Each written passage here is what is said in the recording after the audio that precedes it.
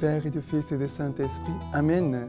Grande de joie d'être là avec vous en ce dimanche 12 mai. Et nous sommes en pleine neuvaine de l'Esprit Saint. Ce dimanche, jour du Seigneur, la résurrection du Seigneur. Nous célébrons Jésus là au milieu de nous, mais nous célébrons aussi cette grâce de préparation pour l'Esprit Saint. J'espère que tu es en train de te préparer, de bien faire la neuvaine de l'Esprit Saint pour que nous tous, on puisse recevoir les dons de l'Esprit Saint le jour de Pentecôte, dans une semaine, et que nous puissions vraiment vivre un saut dans notre vie spirituelle, dans notre vie comme chrétien. D'accord? Et la première lecture d'aujourd'hui, c'est Actes des Apôtres, chapitre 1er, à partir du verset 15. En ce jour-là, Pierre se leva au milieu des frères. Ils étaient réunis au nombre d'environ 120 personnes. Il dit, « Frères, il fallait qu'il s'accomplisse l'Écriture, où par la bouche de David, l'Esprit Saint avait parlé d'avance de Judas, qui s'est fait le guide de ceux qui ont arrêté Jésus. Il avait rang parmi nous et s'était vu attribuer une part dans notre ministère. Or, il est écrit au livre des psaumes que notre reçoive sa charge.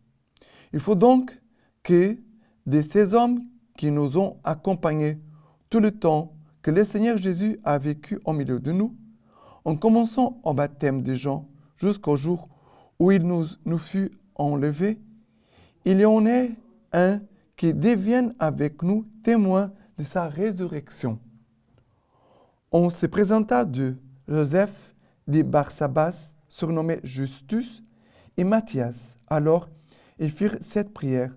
Toi, Seigneur, qui connais le cœur de tous les hommes, montre-nous lequel de ces deux tu as choisi pour occuper dans le ministère de l'apostolat la place qu'a délaissée Judas pour s'en aller à sa place à lui. Alors on tira au sort, et le sort tomba sur Matthias, qui fut mis au nombre des 12 apôtres. Ça me touche beaucoup que les apôtres sont réunis pour dire Jésus a choisi 12 apôtres. Il ne faut pas avoir un trou dans notre corps des apôtres. Alors, ils ont pris comme condition que cette personne qui serait élue soit un témoin de sa résurrection. Et après, il nous a dit que cette personne qu'ils allaient choisir, ils font une prière.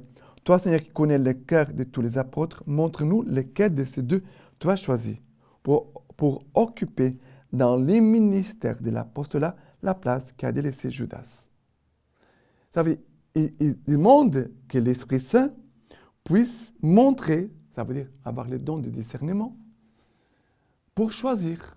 L'Église, elle doit demander tout le temps le don de l'Esprit Saint pour pouvoir prendre de justes décisions pour conduire l'Église. Nous devons demander ce don de discernement pour notre pape, pour les cardinaux, pour les évêques, pour les prêtres, pour tous ceux qui ont une charge dans notre Église, pour pouvoir vraiment conduire l'Église et bien sûr chaque âme. Et dans l'accompagnement spirituel, par exemple, ceux qui accompagnent des âmes doivent demander aussi le don de discernement pour conduire les âmes, les aider à grandir, à trouver sa place dans l'Église, à faire la volonté de Dieu. Mais voyez que le choix, c'est en vue d'un ministère, d'un service. Ça veut dire qu'ici, il demande à Dieu de montrer parmi les deux que Dieu choisissait pour occuper dans le ministère de l'apostolat. Ça veut dire pour les services. Dieu ne choisit pas une personne pour être là. Voilà, j'ai un poste, j'ai une place, voilà, j'ai un titre, j'ai un honneur, et je suis là en train, voilà, c'est bien, voilà, les gens battent les mains, vont me saluer. Non, c'est pour les services. C'est pour servir le peuple de Dieu. Ça veut dire que, comme Jésus disait, le plus grand sera le serviteur de tous, l'esclave de tous. Voilà, Matthias a accepté de se mettre au service de l'Église, des frères et sœurs. Ah, il a accepté.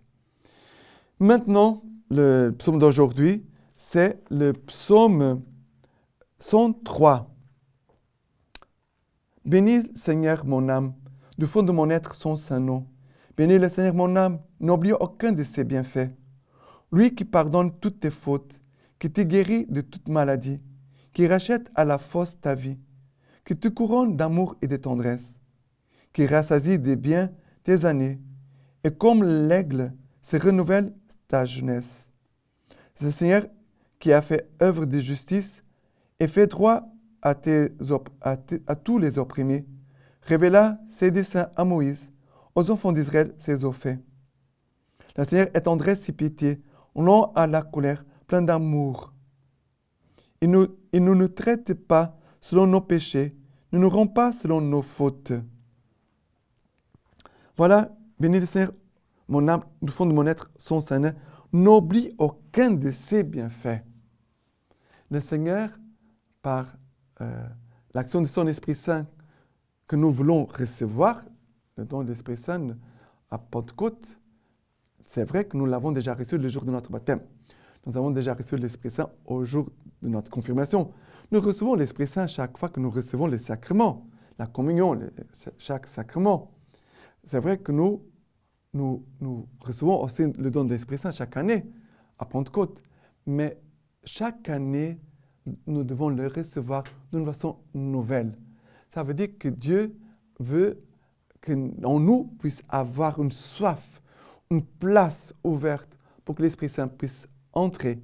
Et l'Esprit Saint en nous va toujours nous rappeler les bienfaits de Dieu pour nous. Ça veut dire que notre cœur sera toujours dans la louange, sera toujours dans une joie, parce que nous pouvons constater les bienfaits de Dieu dans notre vie et aussi dans la vie de nos frères et sœurs.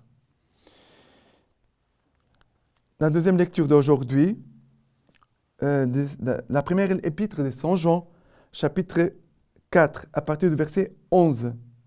Mes bien-aimés, si Dieu nous a ainsi aimés, nous devons nous aussi nous aimer les uns les autres. Dieu, personne ne l'a jamais contemplé.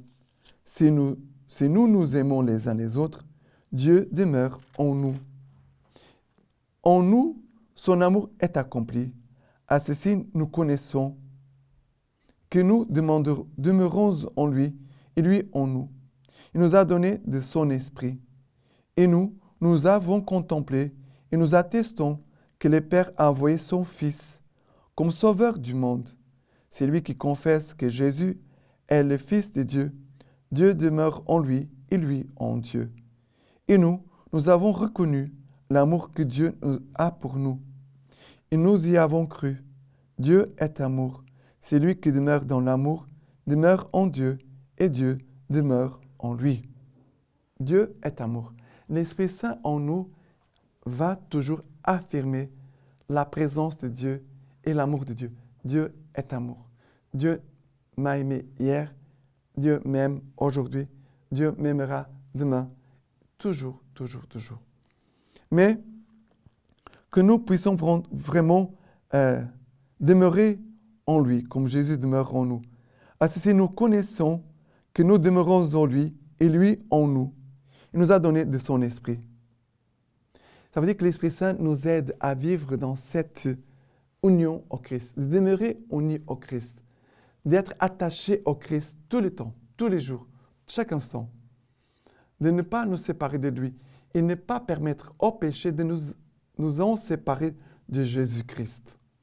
S'il y a quelque chose, l'Esprit Saint nous rappelle, nous dit, attention, ceci, ce n'est pas de Dieu, ça c'est un péché, il faut lutter, il faut se confesser, il faut revenir au Christ, il faut revenir à la communion avec Dieu, son Église, les frères et sœurs.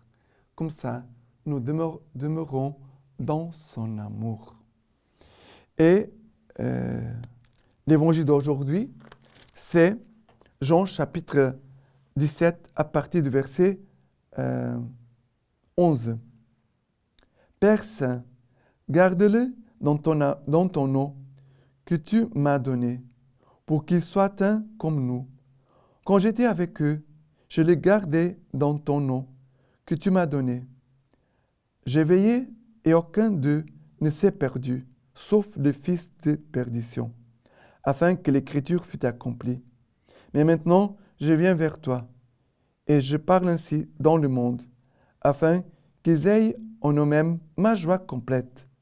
Je leur ai donné ta parole, et le monde les a haïs, parce qu'ils ne sont pas du monde, comme moi je ne suis pas du monde.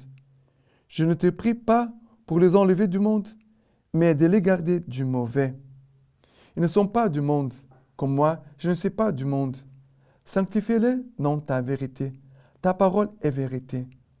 Comme tu m'as envoyé dans le monde, moi aussi je les ai envoyés dans le monde. Pour eux, je me sanctifie moi-même, afin qu'ils soient eux-mêmes aussi sanctifiés dans la vérité.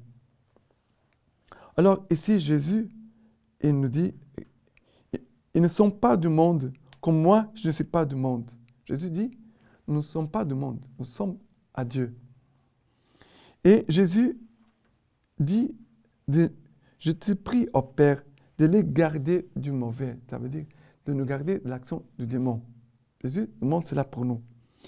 Et Jésus, ça veut dire que Jésus, il est en train de nous travailler notre conscience.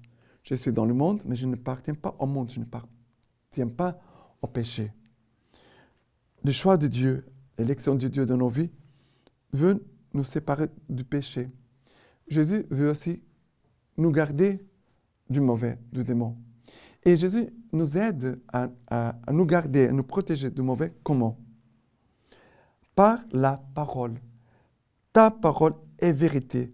Sanctifie-les dans la vérité. Ça veut dire que la parole de Dieu va toujours nous sanctifier, va nous purifier, va nous enlever de nous ce qui sont d'impureté. C'est comme l'eau. L'eau, ça n'est pas pur. Ça veut dire qu'elle va nous faire du mal et on va avoir des problèmes de santé après. On doit boire de l'eau pure. Et Jésus veut nous purifier de cette eau que le monde nous offre, pleine d'impuretés. Nous devons boire à la source de la parole de Dieu, de la doctrine de notre Église catholique. Ça veut dire les documents que notre pape et les évêques nous donnent comme nourriture spirituelle pour nous garder dans la vérité. Jésus veut nous garder dans la vérité. Jésus dit, pour eux, je me sanctifie moi-même, afin qu'ils soient eux aussi sanctifiés dans la vérité. Jésus, il est la vérité. Sa parole est vérité. Jésus veut nous sanctifier par la vérité. Ça veut dire qu'il a un travail de Jésus de nous éclairer dans tout ce qui en nous est mensonge, qui n'est pas de la vérité, que ce n'est pas de Dieu. Et cela, ça dérange parce que en nous, le mensonge ne veut pas sortir. Mais nous devons dire, je renonce au mensonge, j'accueille la parole de vérité, j'accueille Jésus dans ma vie. Et que l'Esprit Saint, qui c'est l'Esprit de vérité, puisse aussi nous aider à nous débarrasser, à faire sortir de nous tout ce qui est mensonge, qui n'est pas de la vérité du Christ. D'accord? Et la lecture patristique d'aujourd'hui de Saint Cyril nous dit ceci. Ceux qui possèdent les premiers dons du Saint-Esprit, l'espérance de la résurrection, considèrent qu'ils possèdent déjà ce qu'ils attendent. Et ils disent, désormais, nous ne connaissons plus personne selon la chair. Nous sommes tous des spirituels, étrangers à la corruption de la chair. En effet, illuminés par les Fils uniques, nous sommes transformés en ces verbes qui donnent la vie à tous les êtres. Si nous étions captifs des liens de la mort, quand le péché régnait sur nous, maintenant que nous sommes introduits dans la justice du Christ, nous avons rejeté la corruption. Maintenant, je vous laisse la bénédiction par les mains toutes pures de la Vierge Marie. Dieu Tout-Puissant vous bénisse et vous garde, le Père, le Fils et le Saint-Esprit. Amen.